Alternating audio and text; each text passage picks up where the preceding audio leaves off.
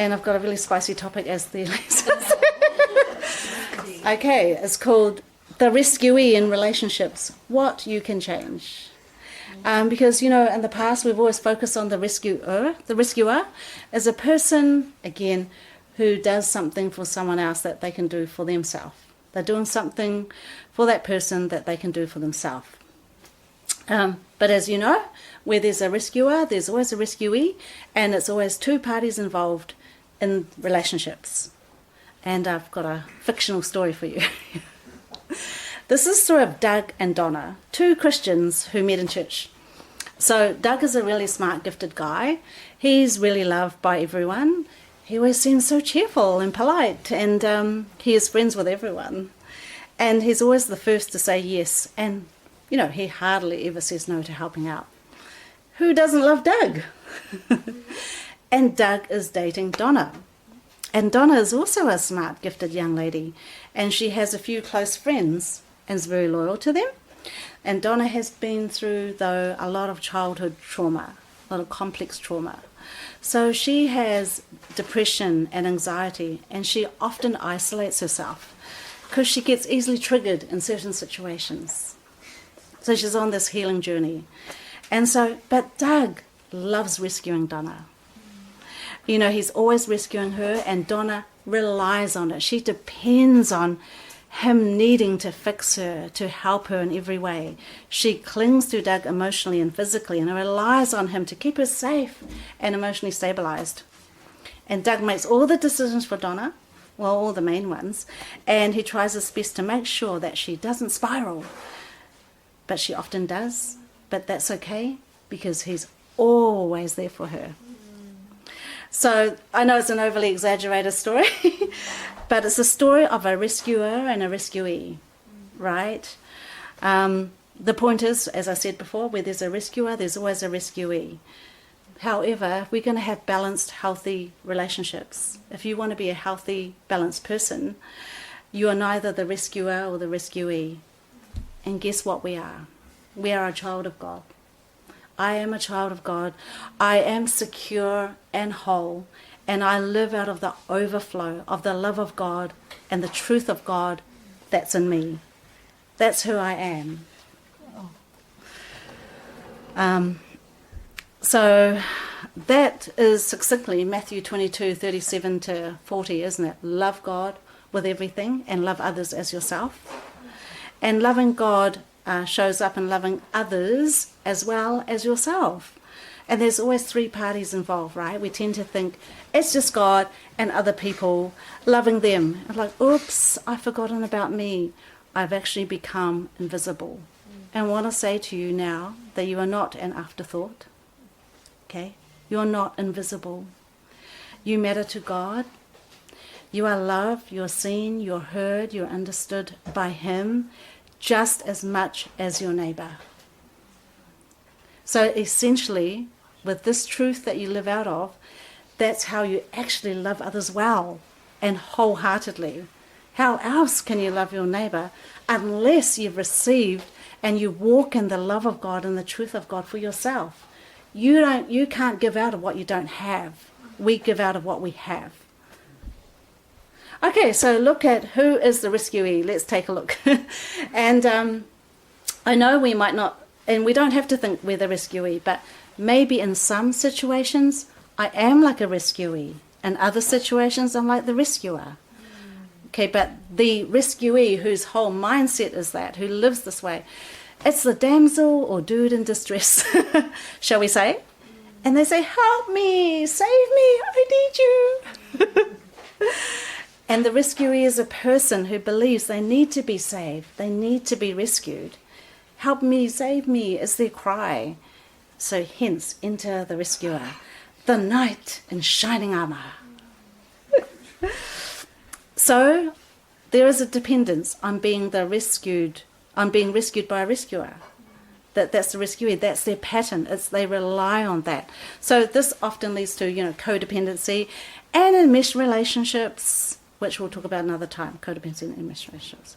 Here's the point, the rescuer needs someone to need them, and the rescuee needs someone to save them.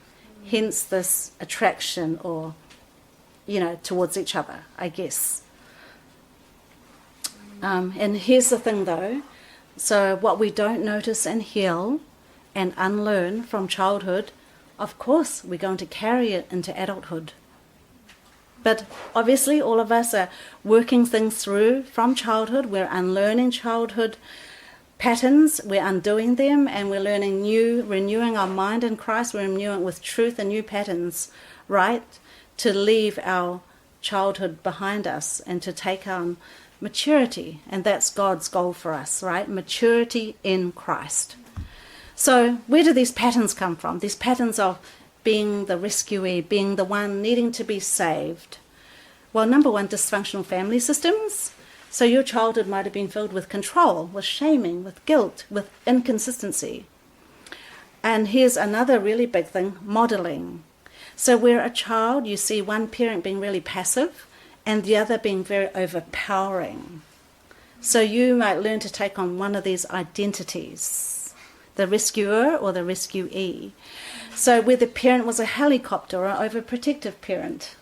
If the parent is always doing everything for you and making decisions and you need to do this, you need to wear this, you need to go this, and then if you passively become like that, you might think, oh, that's how I am loved. And you believe, I am loved by somebody doing things for me. And that is a core belief you need to shift. So from these experiences, a child can learn, see, if I need you, you won't leave me. If I need you, you won't leave me. And then there's also laid on top of those religious beliefs, right? Like we're confusing surrender to God with passivity in life. Let's surrender everything to God. I do nothing. I will just do nothing. God can do everything. Okay, that's an exaggeration, but that's a true religious misbelief that sits inside us that we're not aware of possibly. But on the positive side, rescuers can be deeply relational, really sensitive, and have a longing for safety and security and stability. And of course, those are all valid needs and strengths. So we need to acknowledge that. Let's check. Are you a rescuee? Let's check out these common patterns. So we're, again, not talking about one-off actions, right? Not one-off situations. These are repeating automatic patterns in your life or your friend's life, let's say, or a sibling's life, let's say. Okay, number one, you have difficulty making decisions. To make these big decisions, you need a whole heap of reassurance and affirmation. Yeah. You have boundary issues. So because the rescuer always oversteps, they always overstep your boundary, and the rescuee allows it. So you have boundary issues because you're letting people invade your boundaries. Okay. You hand over your decision making. Oh, you do it. You decide. You make the decision. I'm fine. Whereas underneath, it's like, I don't want to. I don't want to decide. Okay, and also, like, how about this? Feeling loved only when you're being helped. Oh, I feel so loved when I'm being helped. And that can be very addictive. But that can, make you fall into a pattern of just letting you help me all the time, letting you do things for me all the time, because I actually feel love, which is a lie, right? And you might also, because you're so used to these patterns, you have a strong resistance to change, right? Because if you think about it, if I have to change, that means that I will rely less on you rescuing me, and that means that I have to face my shame. I have to, because you're going to stop doing things for me, and I have to face what I'm really struggling with deep inside. But you doing things for me has covered all that up, and I've never had to deal with it. Yeah. And also, this is a really big thing. It can look like a parent-to-child relationship. And if you're in any kind of relationship, especially a romantic relationship, this never works because this erodes the mutuality. Because a healthy relationship is mutual. We give 100%, both of us, each of us. We give 100% to the relationship. It's not like this person is the parent and this is the child, and the parent keeps doing everything and the child just keeps receiving. It's not like that. These romantic relationships will dissolve. And it's also, the rescuer can develop a sense of entitlement because, children who get everything done for them, well, they've been spoiled, right? So they believe that I have no limits to my entitlement. I never did in childhood. Why should I have it now? It's uncomfortable. Please, I need to be entitled. Okay, so all these patterns, right? What is it establishing? What is it actually developing in you? It's developing a pattern of passivity. Passivity. And that just means stagnation, because how do you get any progress forward if you're passive in your life? Because you know why? We're all born to exercise our sense of agency, our sense of I can make this choice, I'm able to make this choice, and our sense of autonomy, I'm independent of you, this is my life, and this is how I run it, because God speaks to me too. So you suppress all this side of you that God's given you and that you're supposed to grow, and you're constantly relying on the other person. You see, you've just delegated, outsourced initiation and decisiveness and doing things on the other person. I think God's very hurt by that, right? Because he was like, I gave you all this agency and autonomy. Why don't you exercise it? You actually can. I've given you my spirit. I've given you my truth. That's what you need. I give you people around you. Yeah. But look, if you do remain passive and you're not aware of it until now, there is a cost to being passive in one's life. God has never called us to passivity, right? You see all the people of faith, when God spoke to them, they took it, they ran, they obeyed God, right? The power of God is activated when you take action. Okay, the power of God, your faith is activated when you take action. I don't need faith if I'm going to do nothing. All right? I don't need faith just sitting and doing nothing and waiting for things to happen. So passivity has a huge cost. So you stop growing from being a child into being an adult. But none of us can stay being an adult child. You can become an adult child, and that's not healthy. And you don't know how to be your own individual person, so you don't know how to make your own decisions, take responsibility, and it's just always so safe to blame others for my own choices. It's just safer it's your fault, it's other people's fault, it's a situation. What would happen if you took up responsibility? And so then you're going to feel like there's nothing you can control in your life because you've outsourced everything externally and not working on yourself and your choices, your thinking internally. So you're going to create a sense of powerlessness in your life, right? You start feeling like, I'm just helpless. I'm powerless. I can't change anything. And most of the time it's because you're not exercised that ability to make a choice, to follow through, to deal with your stuff, to take on responsibility for your own thoughts and feelings and belief system. And so then you're going to feel you have low confidence. And then you're going to miss out on building life skills because of allowing others to do things for you, allowing others to speak up for you. Yeah, you're just not building those skills for yourself. And you don't get to deal with shame, which is a main thing, because it's covered up as a need. Like, I need you to save me. Save me. It feels good. I feel loved. While at the same time, I don't have to deal with this belief. Right? So there will be emotional stagnation. And emotional stagnation, I have to say, equals spiritual stagnation. We can't say, I'm spiritually mature when I'm emotionally immature. That just doesn't work. Look at Jesus' life. He was both spiritually mature and emotionally mature. You can't say that, I'm so spiritual, I'm spiritually mature. I know the Bible back to front. I've been to Bible school. I pray every day. I fast more than you. I serve in church. I'm really spiritual. But then this person is like treating you so badly. You know, they've got anger issues. They're lying, or I'm just naming very obvious things, but it could be more subtle. They're manipulating you, or they're controlling you. One person here and another person, and that was me. That was me in church, the old me, until I decided to own it. Okay. And what happens in relationships, right? Because we're all in relationships in church, romantic relationships, work relationships. Well, if I'm in a relationship with someone else, a romantic one, we're not going to grow. Because, so whenever, to achieve balance, right, there's an over-functioning and under-functioning. There has to be. And the overfunction is trying to achieve balance, but they're doing it too much to achieve the balance. But then because they're being overpowered, the one that's under-functioning becomes less and go, oh. And so there's always this imbalance. One over-functions, one under-functions.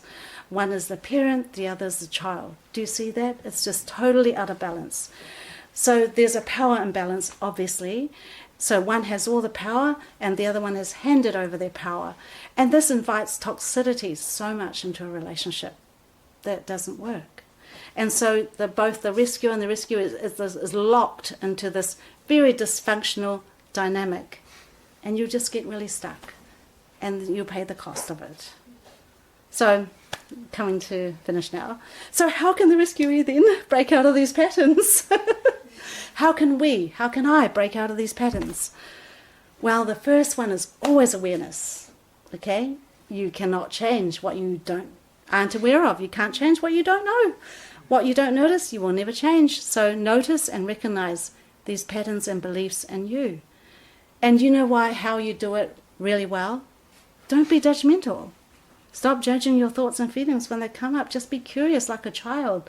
Like, oh, I wonder what that is.